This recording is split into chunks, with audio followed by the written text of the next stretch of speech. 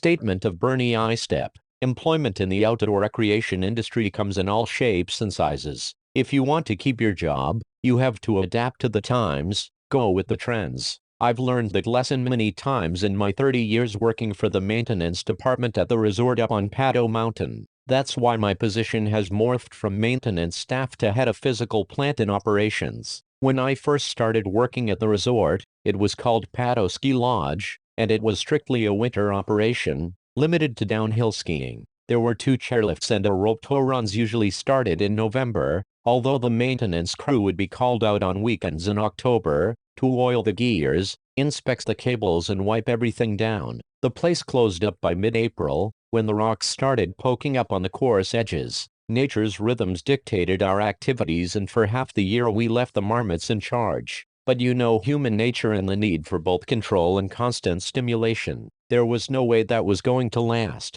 The current management, Extreme Ski and Sport, took over in 2011, and that company immediately started looking for ways to expand and diversify. They leased a big parcel of adjacent land from the Forest Service, with an agreement that they would manage backcountry access and the trail system. That's about the time I quit my summer job and started working year-round at the newly christened Extreme Pass Resort at Paddo. Soon enough, 2 additional lifts took skiers up to higher slopes. Next came the snowboarders, and some of them wanted physical challenges beyond what the groomed runs could offer. In an unused section between courses, we constructed rails and half pipes for this crowd. That snowboard park is very hard to keep in good repair. It takes almost as much of a beating as the newbies who try to use it. But Parker Jacob correctly predicted it would be a hit, and folks flock there every winter for X Games and other events. All of this investment would still sit idle for half the year, and the bosses didn't like that, so Extreme started encouraging people to come up to the mountain when there was no snow. The trail system,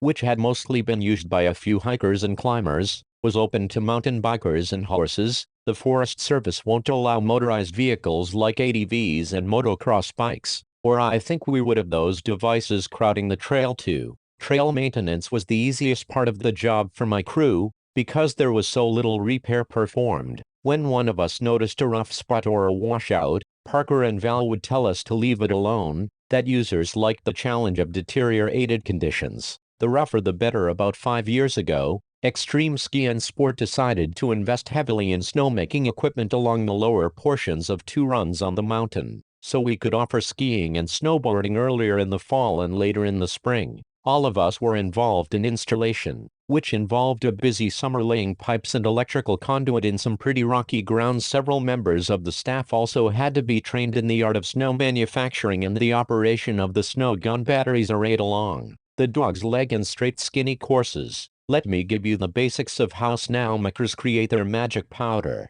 There are 3 key factors that allow a ski area to successfully make snow: proper temperature, humidity, and altitude. Combined, these factors boil down to a single meteorological term, wet bulb temperature, or as I like to call it, WBT. This tells you how easily water evaporates. If WBT is good, the water being shot out of the snow guns can freeze before it hits the ground. If it is too high, you can't make snow, period. The ideal temperature for snowmaking is 27.5 degrees Fahrenheit, but you can technically start shooting snow at 40 degrees if the humidity and altitude give you a WBT reading that is low enough. There are 2 basic categories of snow guns: air, water, and airless. In the first type, compressed air and water come into the gun via 2 different hoses. The stream of water is interrupted by the compressed air, creating fine droplets. These droplets are then launched high enough to allow for the droplets to freeze. We use these guns on straight skinny, because they produce a finer snow, the kind of that appeals to slalom skiers. The ideal temperature for snowmaking is 27.5 degrees Fahrenheit, but you can technically start shooting snow at 40 degrees if the humidity and altitude give you a WBT reading that is low enough. On the other hand, airless guns are mainly used on the dog's leg, the favorite run of mogul skiers and snowboarders. These cannons look like a giant oil drum, and they don't use compressed air. Instead, they spray water out through very small nozzles similar to a garden hose. These nozzles line the perimeter of a large powerful fan that disrupts the jets of water into small droplets and propels them into the air. We have these guns mounted in fixed locations and they stay put, because they are difficult to move, and the fans on those things are loud when they are running at a full tilt. I wouldn't recommend standing within 30 feet if you aren't wearing sound reduction earmuffs. No matter how good the ingredients, some machines shoot a mix of water and chemicals or the equipment you use, you still need to have a practiced hand to make real snow.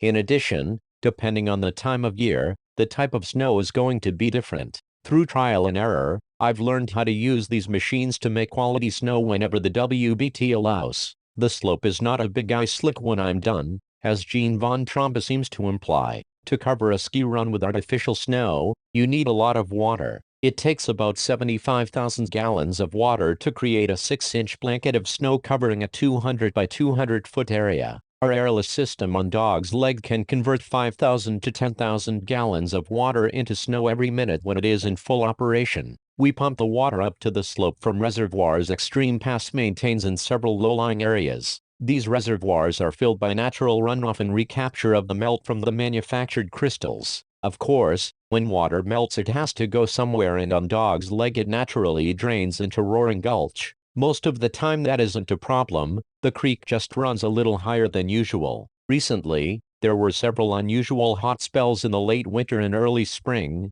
combined with periods of heavy rain. The result was flash floods down the gully. One of those gully washers, in late January 2019, took out a culvert and 20-some feet of tread on the Wonder Trail, near where the trail skirts the crooked part of the Dog's Leg course. I talked to Parker Jacob in Valhalla about the washout right after it happened. Staff blocked off access to both trailheads for a week, so I could assess the damage. Almost no one uses the trail system that time of year anyway. After a thorough inspection, I advised Jacob that the culvert could be reinserted and most of the drop could be eliminated right after the ski season, when the bulk of the runoff was over. Parker said the resort's operations committee would discuss the situation and get back to me. Eventually, I was told that the committee wanted to leave things as they were for now, to add another extreme feature to the mountain bike riding experience. When I expressed concern for hikers and horses, Jacob assured me those groups would find another way around the drop. That attitude surprised me, because our policy is to discourage customers from building outlaw trails. In any case, Parker was correct about what would happen. As soon as things dried out, a makeshift trail of switchbacks appeared on the downslope side, and I saw several hikers and horses picking their way down that side. That path was not a long-term solution, because you could see erosion and rockfall, especially when it rained. It looked unstable to me, and there's no way I would go down that monkey puzzle. But it worked until we fixed the main trail, and we never received any reports of injuries in that section. As for the bikers, those crazies just launched themselves off the top and tried to land cleanly on the other side of the drop. The whole setup encouraged them to travel that upper section way too fast, tearing around that corner like a rabid raccoon on rails. Several of them crashed and bent their bikes up pretty bad, but they just laughed it off. What is wrong with these squirrels? Horseback riders and hikers hated it, but we never received a complaint that the hole, as it was called,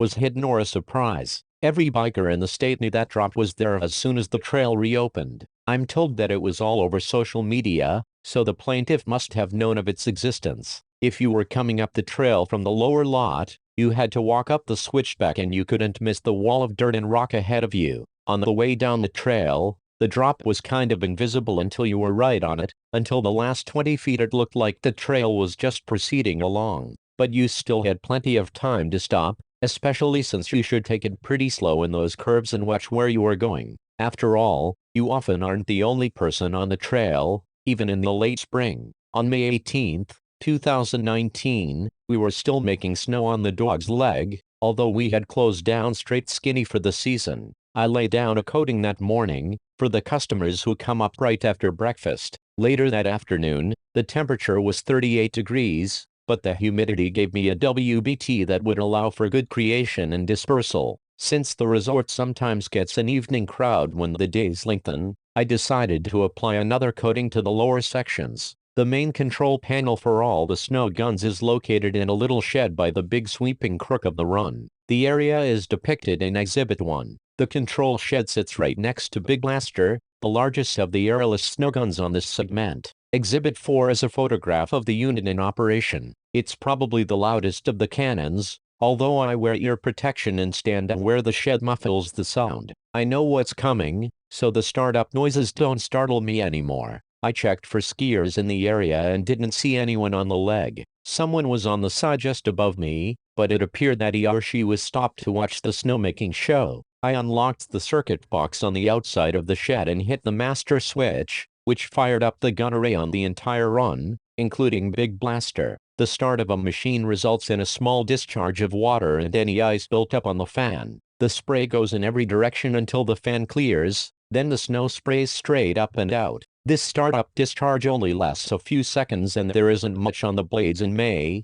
because the air temperature is too warm. I was standing 15 feet from the unit and I got a little damp. There was no huge blast of ice, that's for sure. There is no way that Nicky Kulshin got a face full of anything from Big Blaster down on the trail. I stood and watched the process for about 25 minutes, then shut off the guns and locked the control panel. After I took off my sound reduction muffs, I heard a commotion and several loud voices below me on the trail, including someone crying out in pain. I looked down and saw the mountain rescue crew working on a biker near the lower edge of the drop. Several volunteers were putting the biker on a stretcher, while others were picking up the remains of a mountain bike. Neither the rider or the bike looked to be in very good shape, but I guess that's what you sign up for when you get into that crazy sport. Not for me. Shortly after this incident, Parker instructed me to close the trail for a couple of weeks by placing yellow exclusion tape and a sandwich board sign at each trailhead. I spent part of each morning replacing those items, which were torn down or stolen by mountain bikers anxious to get back on the trail.